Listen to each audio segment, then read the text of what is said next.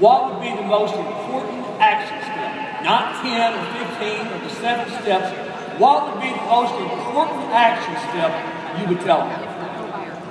All of them said something like this from an action standpoint. 6 words. Who can we talk to now? Underline, exclamation point, italicized, different colors. Who can we talk to now? I've heard this saying before. When it's all said and done, there's usually a lot more said than done. All right? But the doing part is talking to people. So who's the who part? Who do you know in your life that wants to look better, feel better, perform better, maybe earn some extra income, get out of debt, fill in the blank? That's part of the who right there. And then I said, who can we? But before the we is the I. So you must initiate the conversation with someone, just like Lois was talking about.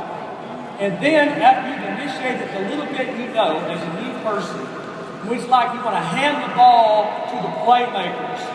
You want to hand the ball to the playmakers. And this stadium is full of playmakers that are proven leaders that are saying, Coach, get me the ball. So I want you to take a look at this photo right now. All right?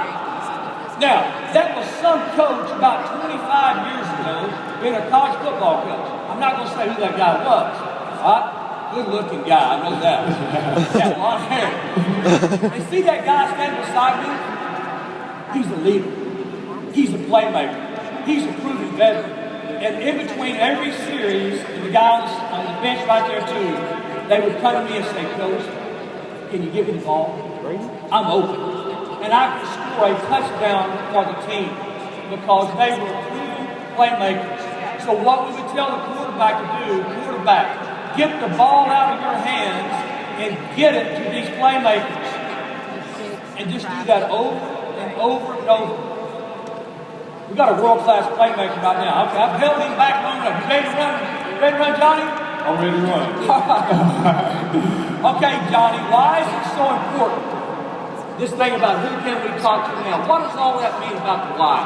I feel that who can we talk to now is very important. But I think before a person can ever do that, they have to come up with the reason why. Why would I ever work that part of the success system? Who can we talk to now? So it has to be something driven. It has to be something that really pulls at your heart. And for me, for us to get started fast, I knew that was going to be a very important part in our success with Advocare. Can you put the picture up here? Because right there, if you kind of look closely on the wristbands on the picture on the left there, you will see that not only was I playing the game of football, I was playing for a purpose. On my wristband back in 1999, that says Mom. Every single game, I wrote my mom's name on my hand, every single game, because I knew that she made sacrifices for me. I knew that I promised her that I was going to be the man that she dreamed of raising. I knew that was more in me than just being average. So every time I took the field, every time, it wasn't that I was just running the ball hard to go to the NFL. I was running because I was trying to get my mom out of her current situation. My mom worked a job for 38 years. The highest she ever made was $18,000 a year. Guess what? I see my mom struggle. I see her do some of the worst and go through some of the worst. Not only that, my aunts went through the same thing. So when I said myself that I wanted to make a difference, I wanted to do something, and I felt that football was going to do that for us. I found that, you know what, if I made it to the NFL, I can start something for my family that they never have to go back and suffer again. And that didn't happen. That did not happen, but you know what? I'm not playing the game of football anymore. I'm playing the game of life. I'm playing the game of life. And each and every one of you are playing the game of life.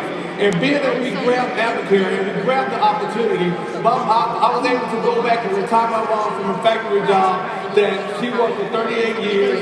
And that's something right there that made me feel like I was the Heisman Trophy winner of our family. And so that right there made a big difference in my life. Now I stand here today Because one thing that I looked at, June 26th, 2015, I got an opportunity to not only enjoy my mom living life on her terms, but I got a chance to watch my dad walk out of a lumber field job of 43 years. I got a chance to watch that, and now, not only my mom is living life on her terms, my dad is living life on his terms. Because guess what? It wasn't about me anymore. It wasn't about me anymore. And you know what? I took a lot of hits on the football field. But right now, I'm willing to take the hits so my kids don't have to take the hits later. I'm willing to take the hits so my parents don't have to take the hits later. Because in this society now, you kind of find yourself in a position where you kind of stuck in the middle, where you're kind of raising kids and you're taking care of parents. And for you to not to ignore an opportunity like this is really selfish, because you get a chance to do something on a higher and a bigger level. And what really crushed me mostly when I saw my dad walk out of this job for 43 years, what really got me, and it got me mad, because he walked out proud, was excited that they gave him a clock for 43 years.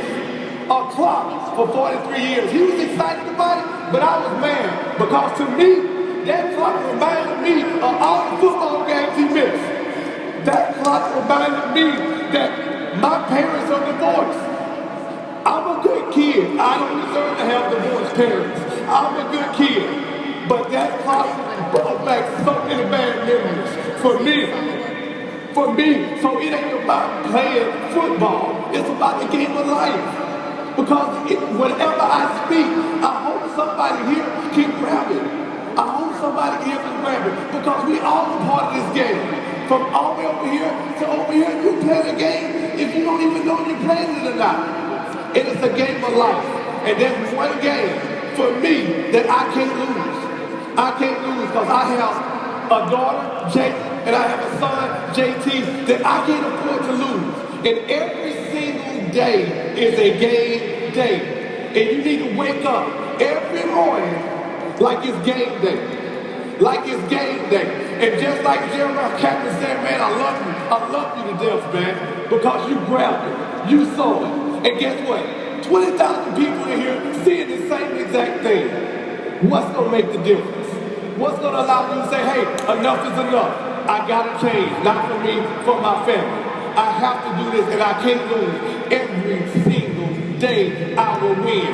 But at the end of the day, at the end of the game, you have to keep a record of how many games you won in 2015. You have to keep a record. Did I win today?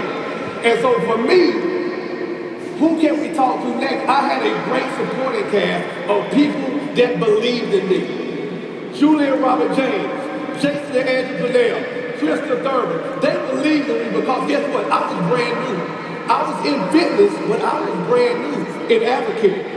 But what they told me is to get everybody you know in front of us. You know a lot about fitness, but you don't know a lot about Advocate. Allow us to help you. So what I hear on the other end of the phone is some people that's successful in Advocate willing to help me, little old me, get my mom out of factory job. So there was no need for me to give them my opinion on how I think Advocate should work. They was the professional. And guess what? If you hear you have a leader that have asked you to come to Success School, to bring a team, because guess what they want to do? They want to help you the same way.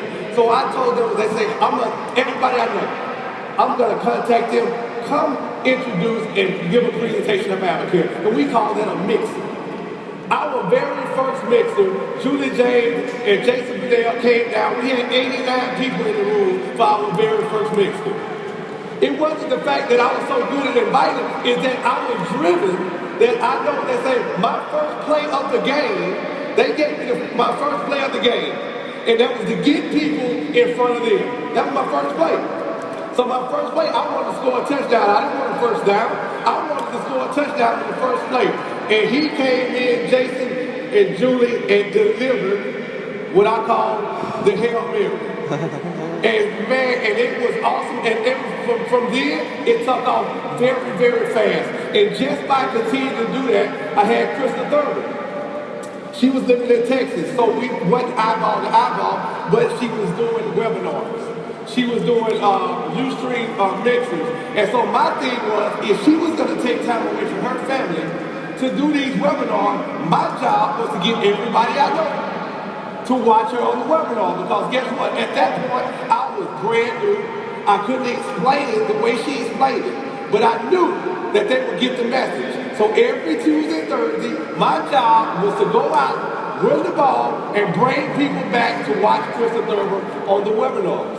But guess what? It initiated a one-on-one because I had to be the one to go out to invite. I had to be the one to go out and share that message so that I can get them to someone that can score with it. And Krista, if you know Krista Thurman, she can score with it. And she scored over and over and over and over again in 3 and 4 months. Just by doing that, my mama was able to walk out of that factory job. So you have to look at, that was the action. So what's the action step you do? Is to think about right now, how serious am I about changing? How serious am I about doing this business? Because you hear now, you get the same message as Lori and Larry got, so you get a chance to grab hold to exactly what each and every successful person in Africa have done. And I feel like everybody that's here, you made the commitment to be here. So to me, you've already scored. You've already successful because you're here. And one thing that really, I think is probably the biggest thing once you start grabbing hold to how this business works is overcoming negativity. Overcoming negativity. Now, what I really want to kind of give you here is, yes, you will have negativity coming. You will have obstacles on your journey. You will have different things that you will have to overcome. But one thing that you have to set in your heart, you have to say, hey, I can't stay where I'm at right here no longer. Something has to change. And the game of life, let me tell you, the game of life is pretty tricky, because the game of life comes at you different ways. And sometimes people say, you know what, I do everything impossible for my kids. So the thing you have to ask yourself, would I change for my kids if that's what it takes to have a better future? Will I change? And what life does, if life sometimes doesn't come through the front door, it comes through the back door. And when you look at that situation where you're missing kids' basketball games, kids' sporting events, kids' vacation, missing time out with your spouse, and different things like that, that's a part of the game. That's a part of the game of life that you have to defeat.